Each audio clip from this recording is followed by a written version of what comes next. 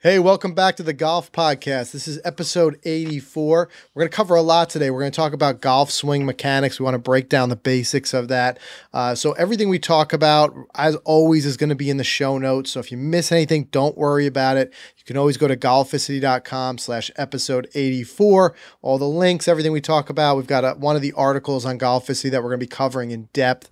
Later in the show, too, we got another rules quiz from Mike, so that'll be a lot of fun. So yeah, stick around for that. We're going to talk those golf swing mechanics, like we say, fundamentals. That's the real important thing. So Mike, what's going on? Have you been playing? Yeah, actually, I am loving where my golf game is right now. Loving it. It's phenomenal. I'm playing some of the best golf of the season. I played today, and I honestly think we're going to have 2 solid months left, Frank, up here in the Northeast. What do you think? I hope November? so. I mean, look, it's September and it was 95 today. Yeah, it was awesome today. It was such a great golf day. A little hot, but I'm hoping for like the Thanksgiving hangover round the next day. Like I want to go that far into the season. Yeah, you're never going to get me to complain about heat. I could take this all the time, and then when it's cold, I'm just missing it. So yeah, absolutely. I'm playing. I got a fun one Thursday. I'm actually going to be subbing in the league. This time, instead of subbing for my father, who had talked about he had the surgery, so he was out, and I was subbing for him a lot of the season. Now I'm going to be subbing for his partner, so it's him and I were playing, and it just happens to be for the championship for that flight.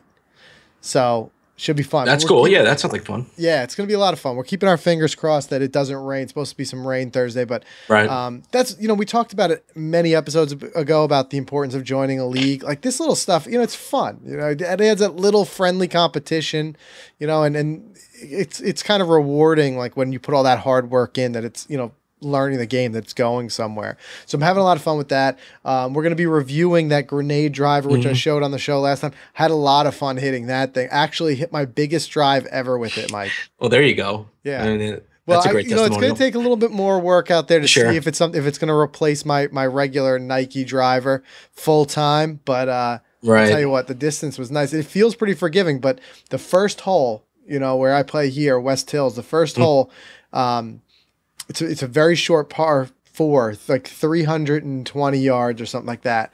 And if you can get your really big drive out there, get it 300, the rest is like a downhill. It will roll to that green.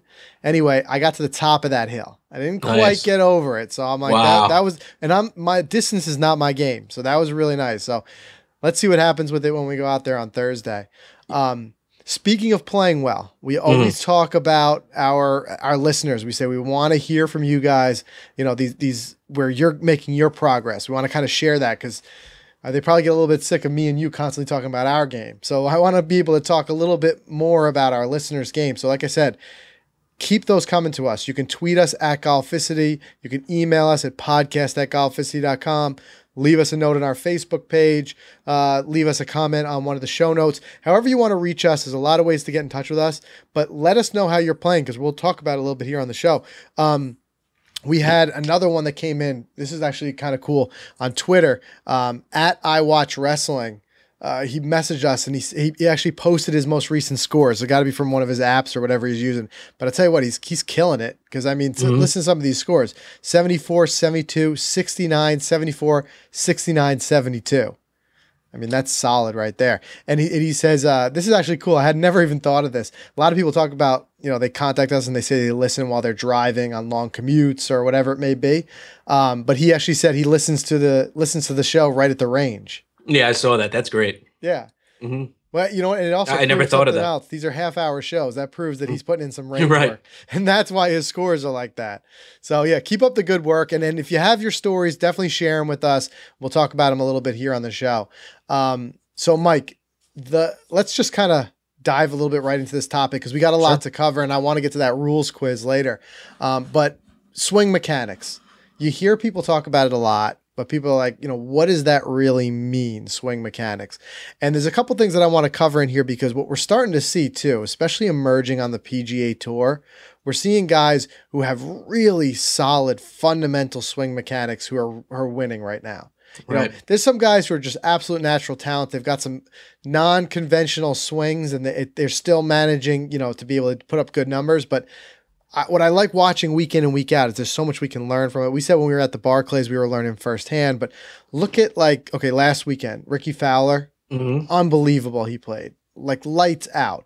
And, when it comes down to it, all boils down to, and we're going to actually be doing an article on Golficity soon, breaking down Ricky's transformation and his swing and everything. But what it comes down to is he did not have the consistency. He had the raw talent, but he did not have the consistency till he started working with Butch Harmon.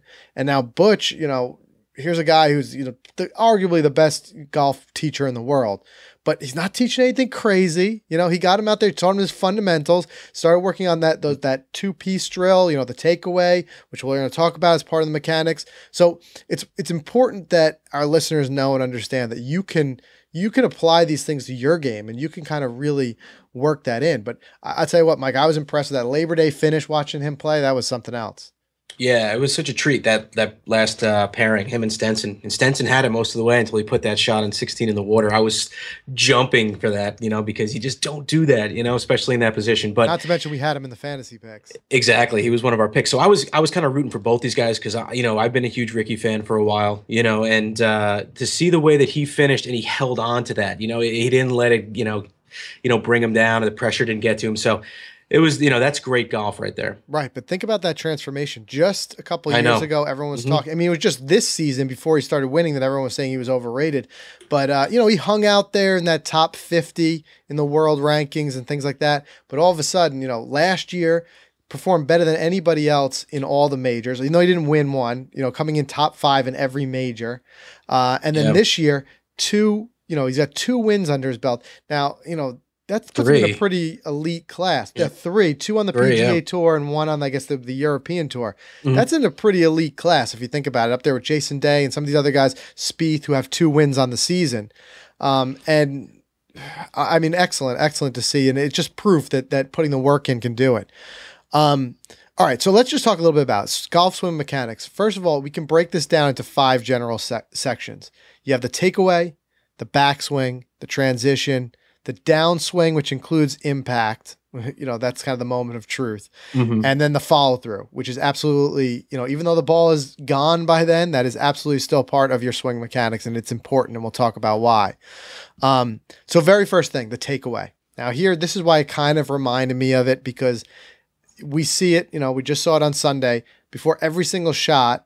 Ricky does that little takeaway reminder drill. You see that where Butch taught him that, where he kind of brings the club back a little bit, then squares it up and then takes a swing. All he's doing right there is reminding himself to take that club straight back in a simple motion. Previous to that, if you look at on YouTube, you can kind of see breakdowns of his swing before and after. He would bring that club a little bit more, I think, on the inside and just where the club face was. It created a situation where he would have to bring it back, and have to do more motions to bring it back to square. So here's the big thing. A bad takeaway is going to set you off on the wrong foot for your swing. You may never recover from that. Okay. So the idea is the start of the swing, the takeaway is an area where a lot of people can make very simple improvements and end up with a general improvement of consistency across the board. But let's talk about what makes a good takeaway. And if we could boil it down to one thing, I'm going to say it's quiet hands. Simply put, you want your takeaway to be as boring as possible. You don't want much happening in the takeaway. And if there is, something's probably wrong. So the idea is just simply to turn your shoulders away from the target, keep those hands quiet, lower body stable. That's it. So some of the things that we see the opposite of that might be like Jim Furyk, right? You see that takeaway, that kind of like looping inside outside, but everyone's going to be the first people to say, don't replicate that. That's not something you want to replicate. It works for him. We talk about different people having different swings, but don't forget about Jim Furyk's hand-eye coordination and being able to get that club face back squared up is well beyond what most of us are going to achieve. So there's no reason to introduce all that into your swing. The more simply you can keep it, the better. So you don't want to use your hands too actively. That's going to lay the groundwork for that dreaded slice. So here's one thing I want to do. I mean, I'm sure there's people who are listening to who are struggling with a slice right now. It's one of the biggest things. Start by, if you're one of those people, start by just taking a very, micro look at your takeaway. videotape yourself. We talk about this a lot. You know, you can have just a buddy just take your cell phone and just, you know, snap a quick video and just kind of look at that. And if you could do it in slow motion, great. If not, just look closely and see what that looks like. Because if it goes like this, you're gonna have a problem. If you use too much hand action, what happens is the club ends up getting too far inside in the backswing. Right? So now you're reaching up to the top, and what's happening, you can kind of feel it if you do it there. You can feel that your arms are tucked in a little bit too tight. So if everything is up and too tight now as you start to bring the club up, the only thing that can happen in order to make room for you to be able to swing down and through is that your arms have to come back on the outside. That ends up with that outside in swing. And that's what cuts across the ball and puts that slice on the ball. So just something like that, as simple as not, you know, starting with your hands a little bit too far inside, that's going to happen. And one thing that we'll post in the show notes, what I think is an excellent demonstration video, and I always said this, you can find demonstrations of almost anything now on YouTube, but Adam Scott's takeaway is from a fundamental standpoint, perfect. It's just perfect. So we put that right in the article, and I'll put that in the show notes as well. You can kind of study that and watch that. I mean, we've talked about his posture before, right, Mike? Yeah, it's perfect. Yeah. So that's the good thing. I mean, about not only is it fun for, you know, as golfers, we like to watch golf, but you can also learn a lot from watching it. So, and that's one of the ones that you want to study. So in this case, I'd say maybe don't watch Furyk too much, but study Adam Scott, because he's definitely got a perfect takeaway in that regard. All right. So now, while that takeaway is still technically part of the backswing, let's jump into our next section, which is what I'm going to call the backswing. And here I'm referring to that portion from the takeaway up until the transition at the top. And transition is next, so we'll talk about what that means in a second. But this is that key part where your swing is actually your lower body. And what we see here is a lot of golfers kind of slide. You know what I'm talking about? Where they kind of, you see the hips kind of slide back. And I see this a lot in, especially in new golfers, guys who are new to the game. They even will lift that, let's say as a righty golfer, they'll lift that left leg a little bit because they're sliding so much that it kind of has to come up off the ground. You know what I'm talking about? Sure. The problem with that slide, though, is you're going to lose so much power. And we see people do that because they're trying to generate power. It's like they're trying to force their way back through the ball. But with the slide, what you end up doing is you got to remember all of the power in a golf swing is rotational. It comes from the torque that's built up when you turn your shoulders, and you got to keep those legs kind of planted. Okay. And if you build up that torque as the upper body moves and the lower body stays straight, that's what's going to build that potential energy there that's going to then come through when you release it, when you trigger and come through. But if you slide, you can kind of lose that. So a good drill to do, just get in front of a mirror sometime. You can even do this without a golf club, and just go through your backswing and try to see where your belt buckle stays. You know, does it stay relatively in the same spot, or does it start to sway for a righty to the right or for a lefty to the left? And if you start to see it swaying too much, that's a problem. What it should do is it should pivot and turn with your hips turning a little bit. Okay. So that's an important thing. And you want to make sure, I mean, if you want to hit the ball as hard as possible, and really who doesn't, you're going to be best served to just focus on that balance. Okay. Feel the balance in your feet. You know, we see the pros do it a lot where you're constantly checking their balance before they swing. And they're feeling it. They're feeling the ground. Because if you start to sway, that's when with the balance is going to be off. So keep balance, stay where you are. You know, don't sway, and then your backswing is going to be a lot more consistent and generate a heck of a lot more power. Mike, would you say there's any part of your swing of the ones we talked about, or the ones we're going to talk about, that you feel like you've had the most trouble with, or you've worked the most on? Well, you know, it was the backswing, because I was kind of bringing it too much around, like what you were talking about with the inside out, you know, and I worked on that and I fixed it. But I am, believe it or not, I am guilty of the slide you were just talking about. I do kind of slide my hips back. Maybe it's something from all those years of playing baseball and like stepping into a pitch, or moving before contact. You know, it's kind of stuck with me. But you know, I do that when I use the driver off the tee. Any other club, I kind of, you know, more, you know, steady and just kind of bring the arms back, and that's it. Just a smooth back and forth. But with the driver, I find myself really putting all my weight back into it. So it's worked out well. But it's interesting you bring it up. Well, that's where you see. I mean, if you're doing it with the driver, it's because it's this natural tendency to almost sway because you think you're going to generate more power, but in reality, you lose a little bit of power doing that. So you definitely want to steer clear of that. But yeah, the backswing, there's a lot more things. Now, I'm only going to hit on, because we got to have a limited amount of time, obviously. I'm only going to hit on the key things that seem to be the stuff that the most people struggle with. But there's little things in each area of your game, again, working on these fundamentals. And you could honestly take a range session just working on each one of these individually. But there's a lot of things that can be done. Another example for backswing, for me personally, I use my backswing to set my tempo. I have a very slow backswing. I bring it back very slow. And what that does is a couple things for me. It helps me to set that tempo so I'm not swinging too fast, because I find that when I swing fast, obviously I have some issues with that when I try to swing too fast or too hard. But I don't really feel it as much in this when I'm swinging through. Sometimes people will tell me afterwards, "Whoa, you swung really fast there, and that's why, whatever, mishit it," or whatever it was. But I have a lot more feel of it in my backswing. So I find if I bring it back slow, it sets that tempo, and I feel a little bit more of a smoother tempo than moving through. So that's a little trick that I do. If people out there can use that, by all means, give it a shot.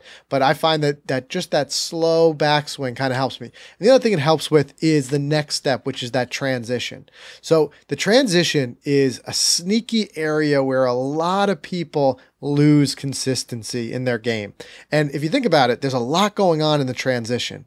That's when the club gets to the very top and it actually comes to a stop and then switches direction. So you go from backswing to your swing, swinging through. So it goes from moving back to moving forward.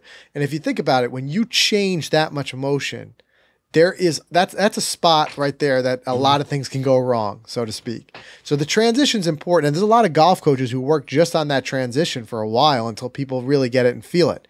But if you want to be a solid ball striker, one big thing that sets the really good golfers apart from kind of the amateurs and the newbies is being able to start that downswing with the trigger of the lower body. So what I mean by that is a lot of people will start the transition with their hands too much. It almost creates like that casting that we talked about, or things like that. But if you get to the top and then you're coming down with your hands as the trigger, you're lining yourself up for a lot of potential problems. What you want to do, and here's one of those things, if you watch on YouTube's, one of the pros, watch their swing in slow motion. They get to the very top, and if you can find one of those like ultra slow motion, that's really great, because you can see it actually come to the top, the club stops, and the first thing that moves before that club goes anywhere is that their hips start to fire, and they start to turn. And that triggers coming down and through. So that's one thing that you can really do. And there's a lot of ways to practice starting that transition with the lower body. One good one, we actually will link to this video, and we embedded it right in the post here. But the guys from Me and My Golf TV, they pretty big on YouTube. You probably heard of them. They got a lot of great drills out there. But with no club at all, what they'll actually do is they show how to hold one arm, in place with, like, so if you're a righty, straighten your left arm like as though you had the club, and take your right arm, wrap it around and hold either your wrist or your elbow, and then bring it all the way back, and then feel that tension in the arm and everything like that. Feel that essentially what's going to generate power as you move the hips through. Start the hips coming down, and you'll feel that starting to pull the hands down.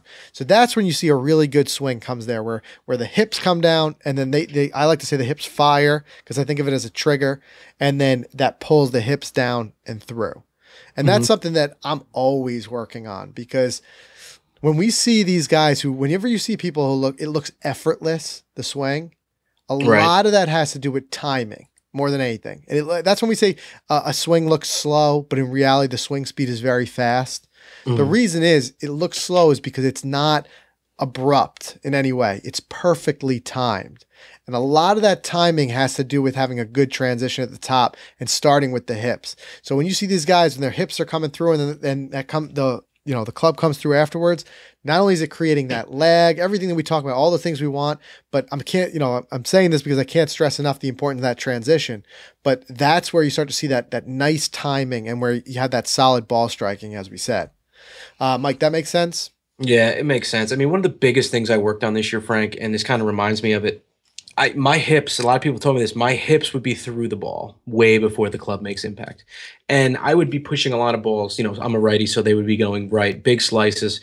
And that goes all the way back to tempo again. So once I cured the tempo problem, the rest of everything else, that I've been working on is really just fell right into place. Well, that's what it comes down to, is timing, because while I would say the majority, especially the majority of newer golfers, are going to have the issue where their hands are coming down first before the hips. But especially if you're more flexible, have a little bit more lower body strength, there are guys who come through with the hips a little bit too quick. So there is still timing that's going to be involved. So we don't want to over exaggerate this, and the hips are coming through and your belt buckle is square to the target before you're even halfway through your downswing. You don't want that. Right. But there is a lot of things, and there's a lot of drills for that as well. You can kind of look at where the club is, but again, you got to make sure you're working on that timing. And this is why when we see a lot of coaches have guys just hit ball after ball after ball, once you get it and you kind of get it right, the idea, the way to lock it in and create that muscle memory is just to keep hitting it, just keep doing it. What was that show years ago, Mike, we watched when Michael Phelps was learning the game? Who was teaching him? Yeah, that was the Hank Haney project. Yeah. But you remember what he did? He's like, once he saw that he got it, he gave him a bucket of 100 balls. He's like, now do that 100 times.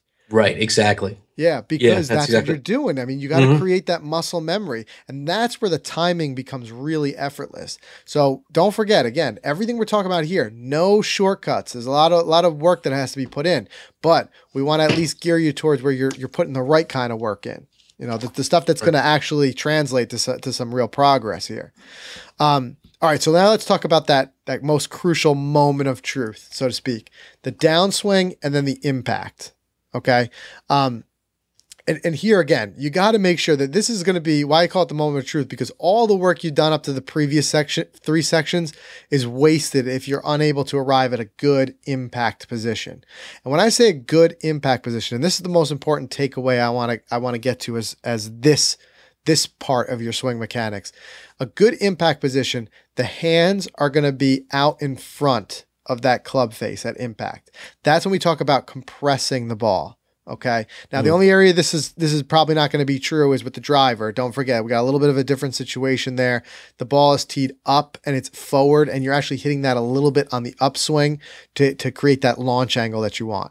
But with every other club, you got to be able to do that in compressing it. And this is where we're going to get into, we got some future episodes coming up where we're going to talk about the physics of the ball flight and things like that. But when you see that really nice ball flight, that nice backspin that we're all kind of looking for, that comes from a very, very good compression on the ball that happens where the hands are a little bit in front. Okay. And there's the main thing too, to understand, all the best players in the world do this consistently. So there's something important to be learned from that and work for it. And I think a lot, again, we talked about casting a little bit. This is where some people, they don't quite understand the mechanics just yet, and they're working to kind of scoop the ball into the air rather than allowing that club face with the loft to do the work it needs to do, where you're actually compressing down on it and it's riding up that club face and taking off. So there's a couple training aids out there that can kind of help simulate this for you. The DST compressor, Mike, Kyle did a review of that for us. It's actually a curved club.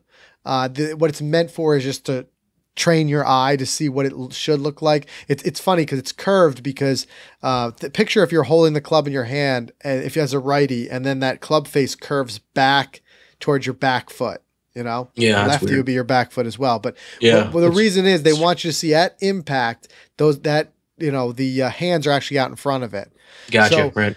There's a lot of work that goes into this and doing this. And again, muscle memory and repetition. But one way to kind of help improve your ability to get your hands past the ball is just to relax your grip pressure at address.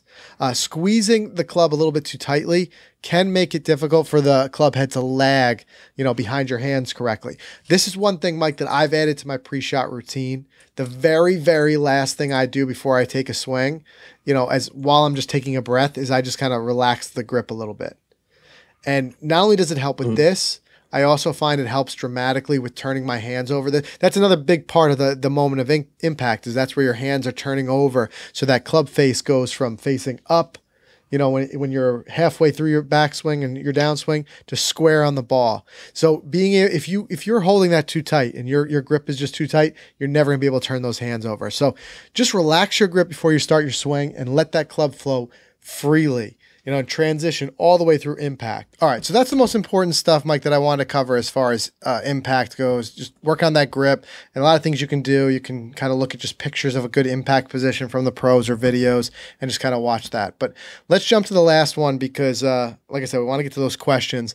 And one thing that this is one of those areas that a lot of people kind of forget about. It's just like after impact, it's like whatever happens, happens. But it is very important to work on making sure you have a proper follow through. And the most important part of follow through, I think, is balance. Okay. If you're in good balance throughout that swing, you should be able to finish in good balance. The most important thing too is that that follow through will tell you a lot about your swing, that if there's something else that needs to be worked on. So for instance, when you finish your swing, you should be nicely balanced on your left leg or a right leg for a left-handed golfer. So if you're having trouble holding a balanced finish, you know something's gone wrong in the swing. So the most important part of this swing mechanics as far as the follow-through goes is use it as an indicator that you might have some issues elsewhere. So, and I try to kind of hold it. I know there's some guys on tour who hold it out a really long time, but I kind of try to hold that follow through at least till the ball is, you know, sailed halfway through its ball flight, just so I can kind of get an idea of like, how did that feel? That feel good? And I end up with I'd say 95% of my weight on my left foot. I can almost lift my right foot in the air after I follow through. And that just tells me I've got a good weight shift. So the idea is hold that balanced kind of position when you're done. And we put a video in there too of Hank Haney, who we mentioned earlier, saying what he likes the most about the follow through. And he said a lot of times, like, fans and followers will tweet him pictures of their swing, and a lot of times it'll be like the end of their swing. And he says just from that he can tell so much. And one big thing is over rotation. He said a lot of times if your belt buckle is turned way past the target and your shoulders are way past the target, he says that usually indicates where people are trying to swing a little bit too hard and they're kind of coming through it and over the ball. And that's where we end up with that same slice we talked about. He said a good finish should be your weight nicely balanced, but most of it shifted to your forward foot, and your belt buckle pointed right at your target. Belt buckle and shoulders pointed right at your target and no further than that. So it's a good thing to know. I mean, if a shot goes good and a shot goes bad, either way, take a quick look and a quick inventory of your follow through and try to compare the differences. What you'll find is that a lot of times if your follow through is a little bit off, it'll indicate something. So it's a good way to find out more about your swing. You know, one important reason that I'm playing so well, I mean, of course, tempo, I talk about that, but another reason is because of my follow through. And there's one simple tip that I do. I actually wrote this on my golf club on the thumb. I wrote the word pose. So I have my little tempo shtick where I like kind of just hum some music in my head. I talked about that last week. That solves the tempo. And then the last word I see before I take the club back is pose, because in order to get into that perfect camera pose for me, I actually have to swing my perfect swing plane. Yeah. You know, I have to execute it perfectly. So by posing, like, you know, just stand still and pretend like people are snapping photos of you in the perfect pose. You know, I started using it. And it's been, you know, ball striking's been amazing, and even accuracy, much better. And that's such a great idea. I love the writing it down, those simple reminders. I mean, there's no reason you can't do that. You know, you're not cheating to give yourself reminders. A lot of even the biggest pros, you know, anywhere will put stuff like that right on their yardage books. They just kind of write what they're working on. And a lot of coaches preach that. So that's a great way to remind yourself, because sometimes you kind of can get wrapped up in the round and kind of get lost with that. And that's a good way to remind yourself. So I like that. All right. So that's everything. Remember, golf swing mechanics, you're going to just kind of take a look at each area of your swing, the takeaway, the backswing, the transition, downswing and impact, and then the follow through. And if you're struggling with any area, go ahead and work on it. Don't be afraid to just work on that area of your swing, because like we talked about earlier with Ricky Fowler working so hard on just his takeaway, they identified that as setting up a lot of other parts of his swing. If they can do it, you know, it's good enough for you to do too. So definitely give that a look. All right, Mike, we've had a couple weeks off from our rules quiz, but hopefully you're ready to dive back in. Yeah, I'm excited. It's been a while. Let's do it. All right, so these rules that come to us once in a while come from Richard Todd. He's a good friend of the show. He's also the author of the Golf Rules, which is it's an entertaining series, an education series of books on stroke play, match play, covers golf etiquette, and he has some short stories from the long links, as he says. You can find out more by visiting it on the web at thegolfrules.com, and we'll link to his book on the show notes as well. You can get that on Amazon. Really fun because it's not like reading the rule book. You know, he kind of goes through these interesting scenarios and then he afterwards kind of decompresses what the rules are and tells you how things can be ruled. So he came up with a quiz for us, especially for this show. He's calling it the Dirt Rules Quiz. All right. So it's going to kind of be a little bit of the same question phrased in a couple of ways. And you tell me what you think, and then we'll cover the answers real quick. Sure. All right. So first, Mike, your tee shot lands in another player's divot in the fairway. Can you move the ball out of the divot? No. That's right. You have to play the ball as it lies, and that means, you know, even if that means the ball is not in a perfect position. So we see this a lot of times. People get a little bit too used to moving it out of the divot in friendly play. Right. In reality, cannot do that. Mm-hmm. All right.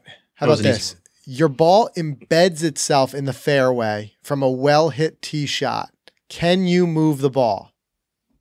Is there like a, winter rules in effect type thing, or it's just general overall winter rules? I know it's just something that some guy created, but no, I'm going to say if you're plugged, yes. You're right. And there's an interesting caveat to that. Yes, winter rules, sometimes when we talked about local rules that courses can do and things like that, if they announce it ahead of time, they can say like pick and place, or like where I am I'm playing here, we've got a couple of new holes. So for the entire season, they're ground under repair. And the rule with that being that entire hole is pick and clean. Some people call them hurricane rules. But here we're talking about just regular course of play. But here the key again is the ball is embedding itself in the fairway. So he says a ball in its own pitch mark in any closely mown area. Remember that. That's important words. Closely. That's i.e. the fairway can be lifted, cleaned, and dropped without penalty. It must be dropped as near possible as the spot embedded, but no nearer the hole. And this is where Richard makes a great point, and he talks about knowing the rules can help. It's not always penalizing yourself. Right. Because I think when he was on the show, he was telling us it was somewhere by the fair, between the fairway and the green, but it was that really closely mowed, and the ball had kind of plugged, and his buddy tried to play it from there, tried to pick it out of the ground, and he didn't know he could take free relief from that. So it's important to know. All right, another one. Let's kind of rapid fire through these. Your ball embeds itself in the rough from a poorly hit tee shot, and I think I gave away the answer here. Can you move the ball? You did give it away, and I wasn't really paying attention. I'm gonna say no.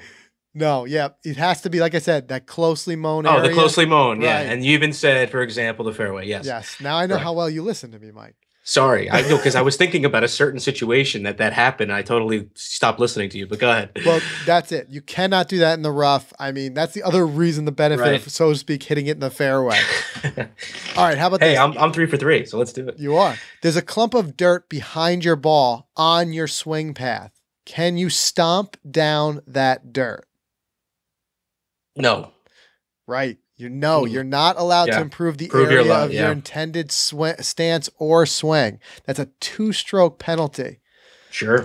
All right, how about this? There's a clump of dirt to the side of your ball, not in your swing path.